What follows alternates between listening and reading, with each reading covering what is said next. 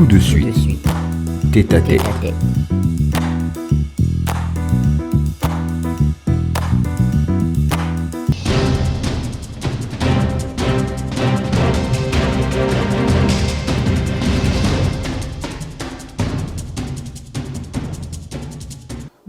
Bonsoir à tous, très chers invités, bienvenue à ce rendez-vous dans votre émission Tête à Tête. Aujourd'hui, nous continuons à poursuivre dans cette série justement de questions politiques puisque le Gabon est lancé dans cette campagne qui est consacrée à l'élection présidentielle et nous recevons pour débattre un peu du Gabon, Monsieur Pambou, président du MGS. Bonsoir. Bonsoir, cher monsieur. Monsieur le Président, bienvenue. Merci, cher monsieur, je suis ravi d'être sur votre plateau. Alors, comment se porte justement le mouvement Gabon Solidarité? Le mouvement Gabon Solidarité se porte très bien, parce que nous avons réussi à mettre en place notre parti dans les 9 provinces du Gabon, et les représentants, les délégués provinciaux sont déjà mis en place. Donc, tout le monde est en musique, dans la danse, la fièvre de la politique en ce moment. Donc, à partir de cet instant, le mouvement, jusqu'à peu de contraire, se porte très bien, en dehors de la légalisation que nous attendons de la part du ministère de l'Intérieur. Jusqu'à là, ça n'a pas toujours été fait. Voilà, jusqu'à présent, ça fait pratiquement 3 ans que nous sommes en attente de ce récépissé. Et vous avez quand même déjà pu installer, on va dire, les bureaux à travers l'intérieur du pays? Bien sûr, parce que nous avons saisi comment on appelle ça, la Cour constitutionnelle, et qui nous avait dit que c'était pas de notre faute, c'était la faute pratiquement du ministère de l'Intérieur. Et dès lors où ils avaient reçu déjà les documents à faire déjà ce qu'il y avait lieu de faire, et qu'ils ne vous ont pas encore, jusqu'à preuve le contraire, vous donner ni le récépissé provisoire, ni le récépissé définitif, c'est ceux qui sont en faute. Alors nous vaquons à nos occupations. Alors, Monsieur le Président, nous allons parler, comme nous l'avons dit, en termes de notre émission. 2025, c'est l'année du Gabon. Que vous inspire déjà justement un peu, on va dire non seulement ce thème, et par rapport justement à cette période particulière au Gabon, une année charnière par rapport aux différentes élections, la première dans une situation de transition. D'abord, ce qu'il faut comprendre, c'est que 2025, c'est l'année annoncée par le CTRI, que ce serait une année des élections pour sortir de la transition. Donc ça ne nous étonne pas, nous devrions nous attendre à cela depuis fort longtemps, parce que tout simplement, c'est une année qui va renouveler complètement un peu les institutions de la République, en passant par la présidence de la République, avoir un président élu démocratiquement, qui pourrait engager les dépenses de l'État comme cela se doit, et aussi faire en sorte que dans cette nouvelle année 2025, va avoir le renouvellement du Parlement et aussi des collectivités locales. Donc, ce qui fait en sorte que l'année 2025, ce serait une année de turbulence sur le plan politique. Et cela va faire en sorte que le monde entier puisse comprendre qu'une nouvelle ère vient de commencer au Gabon et la démocratie va battre de son aile, parce que la seule chose que nous voulons, que ces élections qui vont être présentées à l'avenir se passent dans des meilleures conditions, non pas dans des conditions de contestation comme nous l'avons toujours vu par le passé, où à chaque élection, les forces de défense et de sécurité sont complètement dehors, le juge est incapable de lire la loi parce que tout simplement, c'est pas ce que nous attendons. Nous pensons que l'année 2025 doit être une année de miroir par le monde et aussi dans notre propre pays. Cette élection doit nous servir d'école. Il ne faudrait pas que nous ratons comme nous l'avons raté en 1990, où nous sommes passés complètement à côté de la plaque. Justement, c'est pour cela qu'a été consacré un nouveau code électoral, il faut le dire, qui certainement, pour vous, est-ce que cela permettrait de garantir, on va dire, la transparence électorale par rapport justement à cette année? Certainement que vous avez pu vous en procurer un peu ce code électoral pour vous imprégner un peu de nouvelles formules des élections au Gabon. J'estime que le code électoral, jusqu'à preuve de contraire, pour moi, à mon humble avis, il a été renforcé.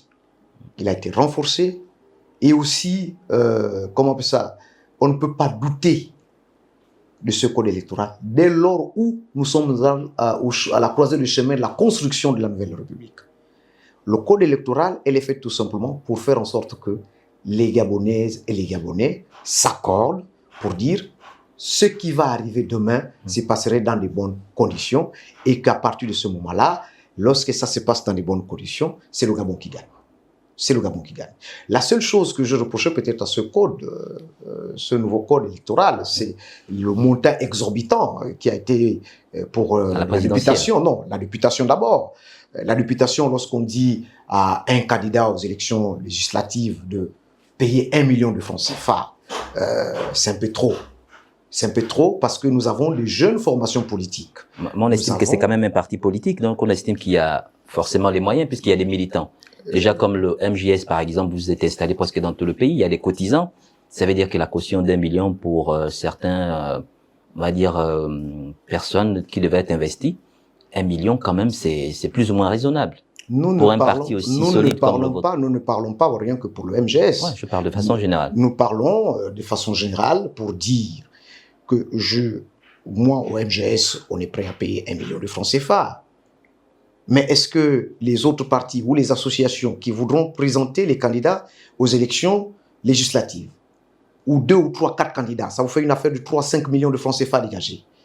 Est-ce que cet argent qui vient de cotisations comment ça, des militants qui vont être dégagés pour aller à la campagne, et ensuite il faut trouver les fonds de campagne, c'est un peu trop exorbitant. C'est trop. Là où nous sommes en train de voir, c'est que ce sont les mêmes qui sont détenteurs des partis politiques, des renommés, qui ont créé ces partis politiques pour avoir une tribune, pour pouvoir s'exprimer et enfin de pouvoir se mettre une place au soleil, qui vont toujours régner en maître absolu à l'Assemblée nationale. Moi, je vous prends un cas. Les démocrates, par exemple, leur président était aux affaires. Monsieur, comment voulez-vous que ce monsieur-là ne puisse pas exister, ne puisse pas vivre de son parti politique et de ses militants? Pourquoi? Je vous prends un autre cas, Barreau Chambrier. Déjà que papa était très riche à la base, donc du Ce coup, n'est pas papa était trop riche. Ils ont des affaires également. Vous savez, si on se met, si on se bénéficier. Si on se met dans le cadre de l'audit de chaque Gabonais qui a travaillé dans ce pays, quelle que soit la richesse de vos parents, je vous assure que chacun de nous a des comptes à rendre dans ce pays. A des comptes à rendre. Donc, je reviens, c'est pas juste pour les attaques, hein, je n'attaque personne ici, mais c'est juste pour démontrer combien de fois ce code électoral met en avant. Donc, privilégie les uns et défavorise les autres. Complètement certains partis politiques qui sont des partis qui ont des personnes suffisamment nanties et qui ont géré ce pays sans plutôt rendre compte à la justice gabonaise, donc qui sont pratiquement à l'abri. Donc à partir de ce moment, je dis, moi, ce qui m'a touché dans ce code électoral, c'est le fait que tout le monde n'a pas les mêmes chances d'y arriver et d'investir les candidats comme cela se doit. On s'est dit que ça serait sûrement comme à l'époque, 500 000 francs, les gens pouvaient investir 10, 15 candidats, et à partir de ce moment, chacun devait aller se battre sur le terrain. Ça, c'est une des choses que j'ai reçues. Donc le reste, pour le moment, je ne conteste pas la pensée de ceux qui ont fait la rédaction de ce code électoral. Alors, aujourd'hui, nous assistons aussi à la naissance de plusieurs mouvements associatifs, il faut le préciser, qui parfois font appel non seulement à la candidature du président actuel de la transition, au point que certains partis politiques semblent être oubliés. Est-ce qu'au niveau du MJS, vous suivez également cette logique-là? Le MJS reste d'abord un parti politique qui a un projet et une vision. Et c'est quoi déjà votre vision? Notre vision, c'est de vivre, avoir des élus locaux et les élus nationaux. La préoccupation sur la scène politique de la présidentielle, pour le moment, nous n'avons pas de candidats sur lequel nous allons lancer un appel pour dire nous lançons cet appel pour soutenir X ou Y, et les candidats ne se sont pas encore prononcés. À partir de ce moment-là, nous savons tous, autant que nous sommes, que le président de la République lui-même, qui n'a pas encore donné le sentiment qu'il va être candidat ou pas, c'est au regard de ses dires, de ses projets, que les Gabonais estiment qu'il peut être candidat pour continuer le travail qu'il a eu déjà à commencer. À partir de ce moment, les Gabonais s'agitent pour dire non, le président de la République doit être candidat, etc., etc. Non, le MGS ne se lance pas dans ça. Le MGS se lance dans le cas de la responsabilité. La responsabilité. Qu'est-ce que ça veut dire, Parce que tout simplement, nous avons remarqué que ce sont les mêmes méthodes que nous avons employées dans l'ancien système, de lancer l'appel à la candidature du président de la République, de faire les marches, de faire, comment on appelle ça, les grèves de la faim, etc. Ce sont les mêmes méthodes, ça n'a pas changé. Le président de la République n'a pas besoin de ça. Il faut profiter de cette situation pour se faire connaître. Non, et puis, ce n'est pas ça, ce n'est pas ça. Créer des voies ouvertes et c'est créer peut-être une ouverture et avoir une certaine carrière. Certaines profitent au MGS, on n'a pas besoin de cela. Le MGS sait que jusqu'à preuve de contraire, les actes posés par le président de la République, ces actes parlent d'elles-mêmes. On se verrait mal pour la raison, on aurait du mal à dire à quelqu'un que le président ne travaille pas. En 16 mois, nous avons vu ce qu'il a eu à faire. Publicité.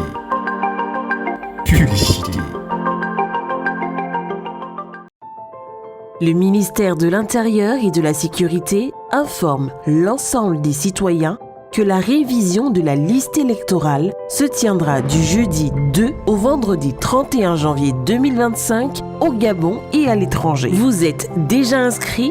Vérifiez votre présence sur la liste électorale pour garantir votre participation aux élections de 2025. Vous avez récemment eu 18 ans, c'est le moment de vous inscrire et de participer à la construction de votre avenir. Vous avez changé de résidence ou constaté une erreur dans vos informations, mettez vos données à jour dès maintenant.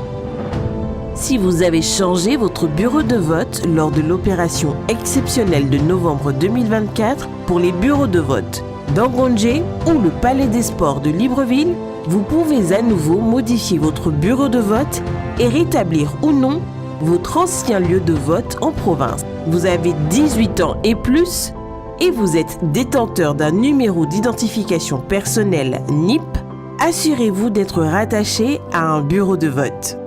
Important, déclarez aux agents le nom d'un parent récemment décédé en présentant un acte de décès pour une liste électorale à jour et fiable. Les opérations se dérouleront dans les mairies centrales, les mairies d'arrondissement, les préfectures, les sous-préfectures et les représentations diplomatiques et consulaires du Gabon à l'étranger.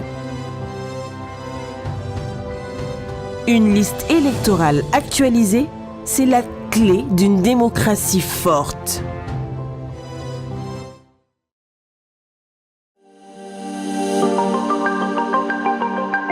Publicité.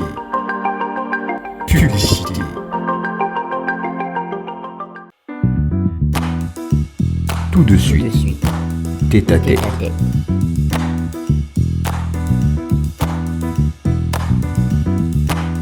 En 16 mois, nous avons vu déjà ce qu'il projette faire. C'est un homme de vision. Et au MGS, nous, avec notre manière de faire, nous avons aussi une vision qui s'accorde avec celle du CTRI. Avec celle du président de la République. Parce que le CTRI n'est pas un parti politique. C'est un regroupement des personnes militaires qui pensent et qui voudraient apporter un changement dans le cas du pays, dans le cas du couloir. Donc nous regardons les dires du président de la République. Nous ne regardons pas les dires du CTRI. Parce que le CTRI, ce n'est pas une entité politique. Le CTRI va sûrement disparaître après l'élection présidentielle. Il ne va plus exister. Donc à partir de ce moment, nous regardons la vision du président de la République dans le cadre de la construction du pays, dans le cadre de la stabilité du pays sur le plan social, dans le cadre de la stabilité sur le plan économique, etc. etc. En 16 mois, jusqu'à peu le contraire, il est bien vrai que le président ne nous a pas encore fait le bilan sur la stabilité de l'économie du pays.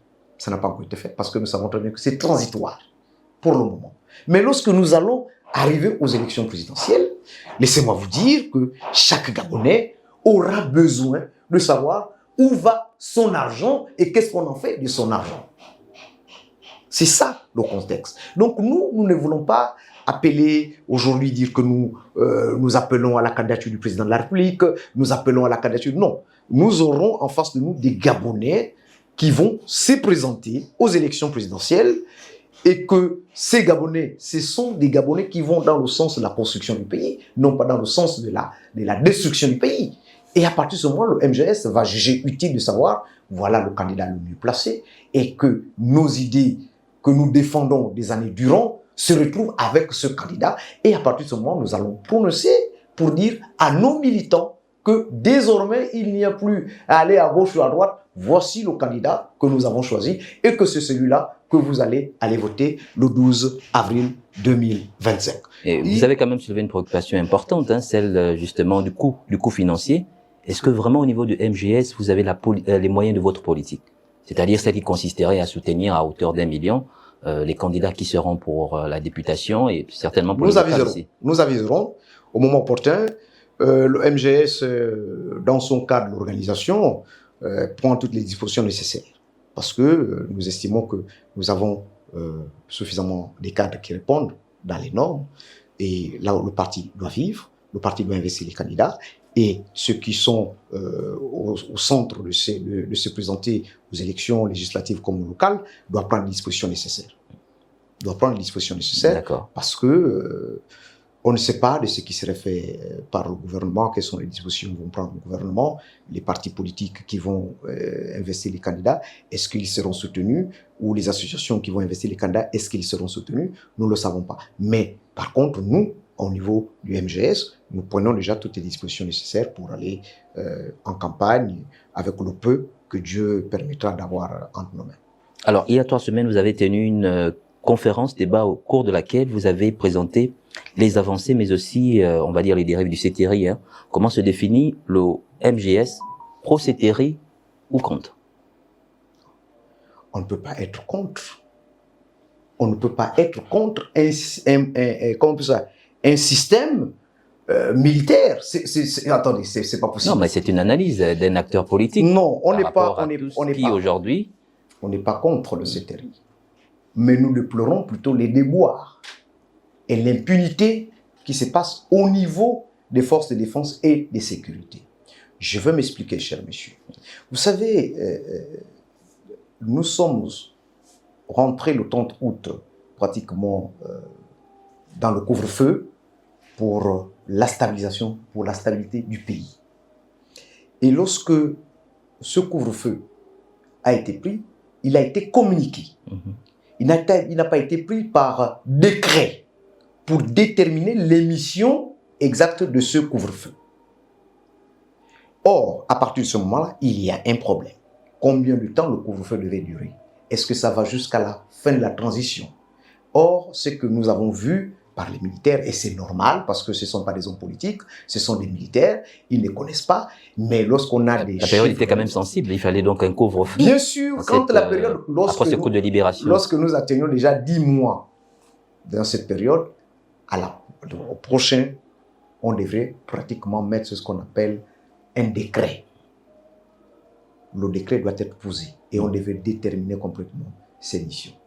Et de cela, ces hommes-là aussi ont fait des déboires. Ils ont arrêté les pères de famille. Ils ont coiffé les pères de famille. Donc vous voyez que ça nous inquiète. Nous, on s'est dit, nous ne sommes pas en période électorale. Parce que cela se passait pendant la période électorale. Mais si nous sommes à l'état de la stabilisation du pays, pourquoi agissons-nous de la sorte? Pourquoi nos forces de défense et de sécurité, hier, qui ont tourné les armes contre nous, au nom de défendre un système militarisé et dictatorial, et les mêmes qui reviennent pour dire nous voulons être une armée nationale, auquel les Gabonais ont applaudi pour dire oui. Mais nous remarquons qu'il y a des gens qui n'ont pas encore compris que c'est une alliance entre le peuple gabonais et les forces de défense et de sécurité. Nous devons cohabiter ensemble pour faire avancer le pays. Or, à partir de cet instant, le MGS dit non. Si on doit continuer par nous mater, on doit continuer toujours par nous faire danser, nous faire pleurer, parce que le gouvernement a dit. À partir de ce moment, il y a un problème. D'où le MGS dit non. Le président de la République doit définir exactement. Doit définir. Soit on lève le couvre-feu, soit on renvoie des hommes habillés dans leur secteur respectif, c'est-à-dire leur camp. Ils doivent être dans leur camp. Et ils ne vont sortir que lorsqu'il s'agit de défendre la patrie. La patrie, lorsqu'il a agressé, monsieur. Lorsqu'il a agressé. Mais si toi et moi, nous avons un problème qui nous oppose, ce n'est pas l'armée qui se met au centre. Ce n'est pas l'armée. C'est la justice. C'est la police qui se met au centre de nos problèmes de querelle.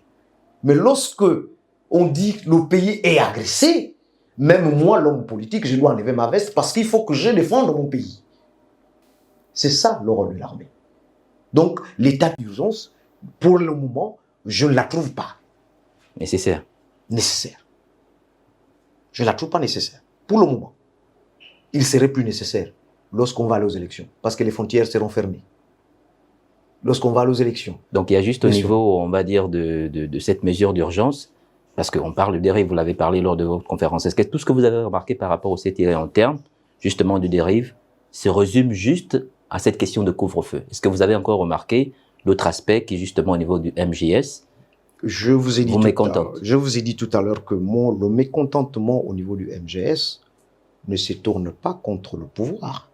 Mais sauf seulement dans ces hommes habillés, il y a les règles à respecter.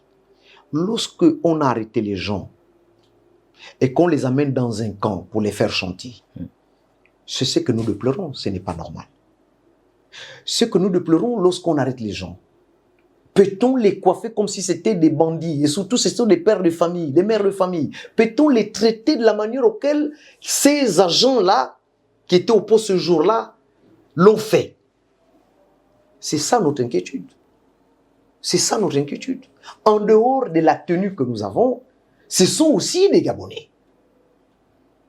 Ce sont aussi des Gabonais, en dehors de la tenue. La République, je le jure de défendre ma patrie. C'est cela.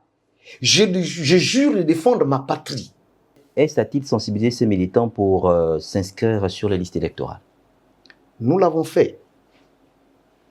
Les militants, comme les sympathisants du mouvement Gabon Solidarité, nous les avons demandé d'aller se faire inscrire sur les listes électorales en tant que citoyens responsables d'abord au départ. Et ensuite, il faut accompagner le processus. Le processus, c'est celui que nous allons aux élections. Il y a une première élection, l'élection présidentielle. Ensuite, il viendra les locales et les législatives. Ces citoyens, nous les avons tous demandé de le faire, sans plutôt attendre quelque chose en retour. C'est-à-dire, comme on voyait par le passé, pour aller me faire inscrire, je gagne quoi? Mais c'est resté quand même dans la culture des jeunes Gabonais aujourd'hui. Il ne faut pas me demander d'aller voter, puis je n'ai pas un petit soutien qui m'accompagne, parce que je vous vote, et en retour, qu'est-ce que je gagne? C'est la culture politique au Gabon aujourd'hui. Non, cette politique culturelle que nous avons développée des années durant nous a amené à une mendicité. Parce que le jeune ne connaît pas la valeur d'accompagner son pays, de choisir ses futurs dirigeants.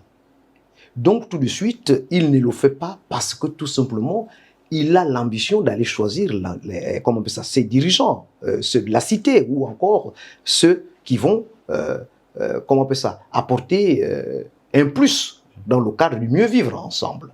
Il ne voyait que son intérêt personnel, l'intérêt de ces 5 000 francs qui l'a mené à une mendicité. C'est une insulte. C'est une insulte pour un président d'un parti politique ou encore pour des responsables d'un parti politique d'encourager la mendicité. C'est une insulte vis-à-vis de la population. Donc à partir de ce moment, nous disons non, il faut changer la méthode de faire.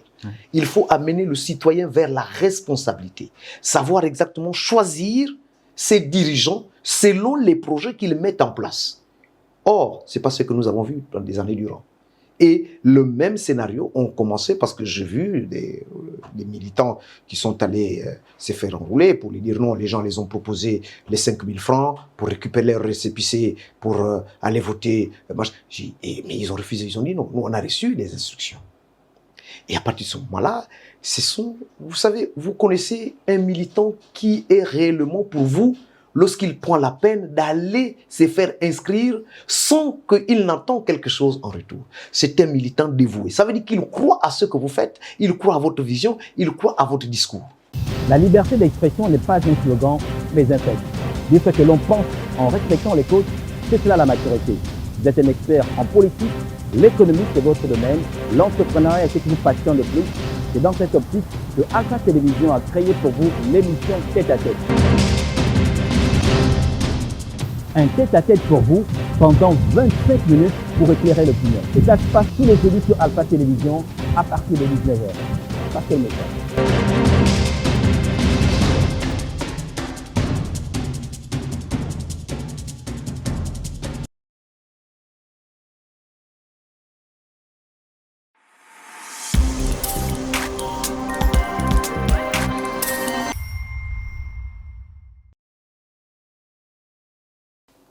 Et c'est cela, le militantisme. Alors, quel commentaire faites-vous justement de ces jeunes Gabonais aujourd'hui qui estiment que malgré le fait qu'ils aillent voter, en principe, parfois, les choses sont déjà pipées d'avance, donc généralement, parfois, la voix ne compte plus. Or, nous avons, par exemple, recensé lors du référendum, il y a eu quand même un taux d'abstention assez considérable. Et pour beaucoup de Gabonais vers qui nous sommes rapprochés, ont également émis l'argument pour eux, il n'était plus question de pouvoir, en principe, si vous voulez, donner la voix à qui que ce soit, même si le référendum n'était pas élection présidentielle. Mais pour aujourd'hui, le vote au Gabon, en fait, ne signifie plus rien. Parce que les choses sont jouées déjà dans d'autres hauteurs, dans d'autres sphères. Je dirais d'abord à ces Gabonais-là que, premièrement, penser ici, c'est faire du tort à la République. C'est faire du tort à la République. Oh, mais quand même, depuis 1990, on a assisté à ce genre de tendance. Depuis 1990... Malgré le fait qu'on aille voter, on sait déjà qui devait gagner. C'est ce que je vous dis. Il y a des gens qui ont lutté. Moi, j'ai lutté. J'ai été emprisonné pour défendre les valeurs républicaines. Pendant 32 ans, je n'ai fait que ce combat dans l'opposition gabonaise. Et même quand les gens disaient que ce n'est pas possible, rien ne va changer, nous disons tout simplement, vaut mieux laisser une empreinte positive que de laisser une empreinte négative. Ouais. Et l'empreinte positive, c'est le fait que j'ai pris part à toutes les élections et en fait que nous savons tous, autant qu'ils sont, que le peuple gabonais a toujours réagi quand il s'agit des élections présidentielles. Le peuple gabonais a été au cœur du changement. Nous le savons tous. En dehors de quelques brebis égarées qui pensaient... Encore des changements. De quel changement parlez-vous? Mais lorsqu'il s'agissait des élections présidentielles, malheureusement, nous savons qui gagnait dans les urnes. Et nous savons ce que disaient les institutions de la République qui étaient incapables de pouvoir interpréter la loi comme cela se doit. Nous le savons tous. Le peuple gabonais a été au cœur du changement. Le changement, c'est dans le cas de dire que nous choisissons un président comme nous allons le faire, par exemple, le 12 avril, et de choisir un président qui va aller représenter le Gabon valablement sur les conférences internationales, sur les dépenses publiques, etc., etc. C'était sur ce principe que les Gabonais d'abord ont mené ce combat. Maintenant, pour les paresseux, des partisans de moindre effort, ce sont ceux-là qui attendaient en retour cette histoire de dire, bon, si moi je n'ai pas 5 000 francs, je ne peux pas voter, et moi si je n'ai pas 10 000 francs, je ne peux pas les voter. Non, on les appelle les partisans des moindres efforts, et aussi, ce sont des personnes qui étaient là tout simplement pour décourager ceux qui avaient l'esprit de la bonne volonté d'aller vers un combat noble. Un combat noble. Alors, quel commentaire faites-vous justement de la sortie du professeur Albert Ondossa, qui dit que le 12 avril, il n'y aura pas d'élection parce que techniquement, ce n'est pas possible et qu'il fera tout que cette élection n'ait pas lieu. Quel commentaire faites-vous de ces déclarations? Ce sont ces déclarations, ça n'engage que sa personne, ça n'engage pas le mouvement Gabon Solidarité, ce sont ses déclarations à lui, qu'il assume ce qu'il pense, et que si, au cas où l'élection a eu lieu, que dira-t-il encore au peuple gabonais? Dieu seul le sait. Je ne peux pas me lancer dans cette aventure de pouvoir répondre à cette question parce que pour moi, je la trouve un peu cupide. Alors, nous poursuivons avec justement la participation des hommes, c'est-à-dire des magistrats, des militaires. Est-ce une chance pour le président actuel de pouvoir justement, on va dire non seulement d'enlever sa tenue militaire et se positionner parce qu'avec le nouveau code électoral, justement, ces derniers sont autorisés à pouvoir se présenter à des élections dans toutes leurs formes. Concernant les magistrats, l'état de droit voudrait que les magistrats jouent un rôle, celui de la justice. On ne peut pas être juge et partie. Ce n'est pas possible. Là, à partir de cet instant, ceux qui l'ont écrit ont mal pensé. Parce que j'estime que ces magistrats qui vont se présenter aux élections législatives et locales, au prochain mandat, s'il a bien géré, il serait contraint de revenir défendre son mandat. Personne ne pourra l'empêcher. Mais ces dispositions transitoires vont être levées. Tout à fait. Pour les 7 prochaines années, ça va être levé. Comment allez-vous demander à un magistrat qui a bien travaillé dans sa circonscription de lui dire non, pour toi tu t'arrêtes là, tu ne peux plus. Non, je pense qu'on a trop étoffé un peu, comment on appelle ça, un nouveau code électoral. Un nouveau code électoral en mettant les magistrats dans cette posture parce que ce n'est pas normal. Et nous savons très bien, nous avons vu Mokani Wango qui a été un haut magistrat qui s'est présenté quand il a pris sa retraite. Il s'est prononcé pour se présenter aux élections présidentielles. Ce n'est pas dit que les magistrats ne participaient pas aux élections. Non, les magistrats participaient aux élections, mais selon les normes. Vous avez terminé votre service, à partir où vous voulez faire carrière en politique, eh bien vous venez en politique, la politique va vous recevoir. Ça n'empêchait pas. Nous avons vu des commandants... Comme les militaires à l'époque. Comme les militaires à l'époque, les militaires ont occupé des postes de gouverneur, etc., etc. On a vu, comment il s'appelle, l'homme de Logoué Lolo, je pense... Maniaga, voilà, le ministre Maniaga, qui a fini par être sénateur. C'était militaire. Donc, ça n'a pas empêché... Et le président du CLR également. Le président, et voilà. Donc, les militaires ont été toujours au cœur de la politique au Gabon. Ils ont été toujours au cœur de la politique au Gabon. Ce n'est pas dit que c'est pour aujourd'hui, non. Maintenant, lorsqu'on parle que les militaires peuvent se présenter pour être candidats aux élections présidentielles, moi je prends un exemple bête, monsieur. Le militaire est-il un mauvais gestionnaire? N'a-t-il pas fait l'école? Ne réfléchit-il pas? Je prends le cas de Johnny Rawlings au Ghana. C'est un militaire qui a mené une stabilité économique, politique, sociale dans son pays. C'était un homme entré qui l'a fait. Et le Ghana est tout quand même différent du Gabon. Hein. Le Gabon, c'est un militaire. Ce qui est plus important ici, c'est un militaire. C'était par coup d'État qui s'est imposé. Et il a géré ce pays. Il l'a géré. Et tout en respectant les normes. Quand est venu le temps de la démocratie, eh bien tout simplement, il a accepté qu'il a été battu, eh bien il est parti. Est-ce qu'il en a fait tourner le bureau? Non, monsieur. C'est un faux débat. Je reviens encore sur le plan Mohamed El Kadhafi. Voici des exemples qu'il faut prendre et qui tiennent la route. Ce sont des militaires, c'est un militaire qui a mis son pays dans une stabilité sociale, auquel même l'Occident l'en voulait. Et ils ont tout fait pour l'abattre. Parce que tout simplement, lui, il n'allait pas prêter de l'argent, il ne sortait pas pour aller faire allégeance à des pays, aux Occidentaux, pour venir dire, bon, je vais tel. Il avait presque tout ce qu'il fallait chez lui, la transformation, le pétrole, etc. Il avait tout pensé. C'est un militaire, monsieur, qui a mené la stabilité du pays. Et si aujourd'hui, le président Oligui Nguema dit, je veux être candidat aux élections présidentielles. C'est un Gabonais. Il a déjà fait ses preuves. En 16 mois, il a montré ce qu'il pouvait faire, comment il pouvait penser. Mais quand il vient d'une manière transitoire, il n'a pas de programme. Il a fait, tout ce qu'il a fait là, c'est le ras-le-bol que les Gabonais avaient déjà dénoncé. Il y a un problème de route, il y a un problème d'emploi, il y a un problème de ceci, il y a un problème... Les Gabonais, donc tout ça, en tant que militaire, il notait ça quelque part, il disait, oui, ça c'est là où je vais attaquer, c'est là où je vais attaquer pour trouver les choses. Et c'est ce qui s'est fait. Maintenant qu'on va aller aux élections, il aurait sûrement un programme pour dire, voilà ce que je compte faire pour les 5 ou les 7 prochaines années, pour mon pays, pour faire ceci, pour faire cela. C'était militaire. Moi, je ne trouve pas contre. C'était militaire, peut-être qu'il n'a pas encore l'expérience politique aussi avérée. Est-ce que ce sera aussi assez facile pour lui? L'expérience sur laquelle, au fur et à mesure qu'on a un emploi, monsieur. Aucun être ne peut dire que je suis formé rien que pour ça et je peux réussir ça à 100%. L'expérience, on l'acquiert au fur et à mesure qu'on se met en exercice. Et je voudrais vous dire, le tout, c'est pas de gagner l'élection. Le tout, c'est de trouver des solutions aux préoccupations du peuple gabonais. Et de trouver les meilleurs, des hommes prêts à accompagner le président de la République en tant que bon républicain et aussi bon patriote.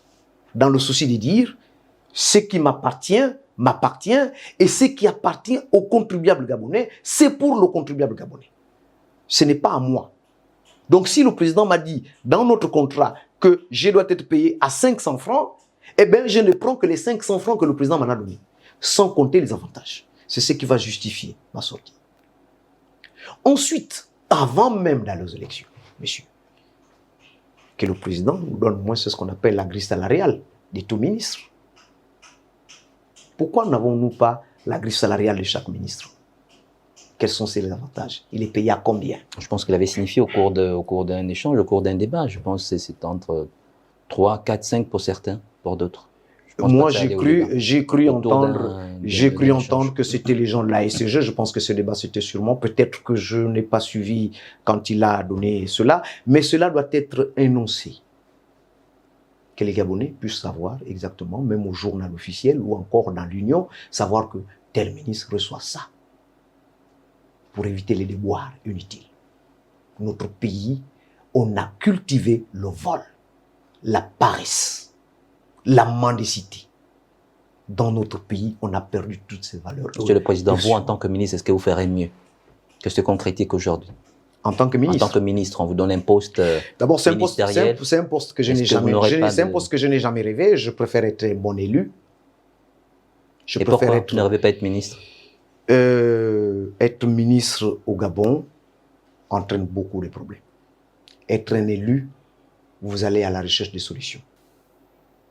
Parce que nous avons constaté que lorsque vous êtes un élu, par exemple aux collectivités locales, vous avez beaucoup apporté. Vous allez beaucoup apporter pour votre cité.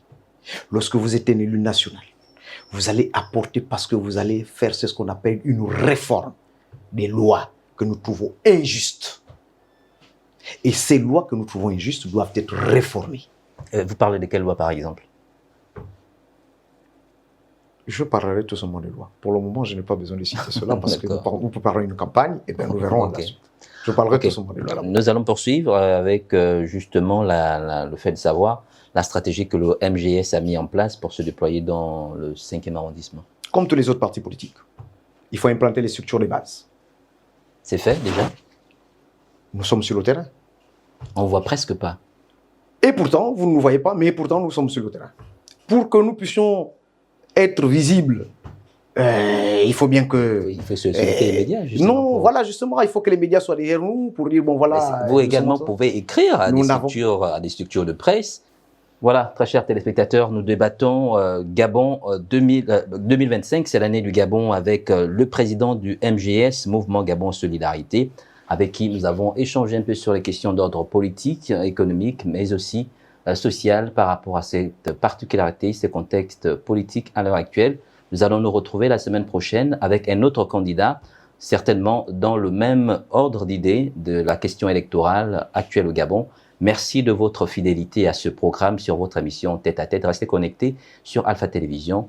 Portez-vous bien, au revoir. La liberté d'expression n'est pas un slogan, mais un fait.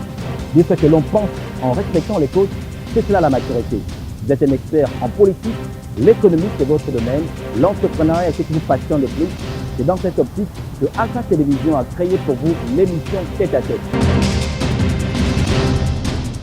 Un tête-à-tête pour vous pendant 25 minutes pour éclairer l'opinion. Et ça se passe tous les jeudis sur Alpha Télévision à partir de 19h. Passez le message.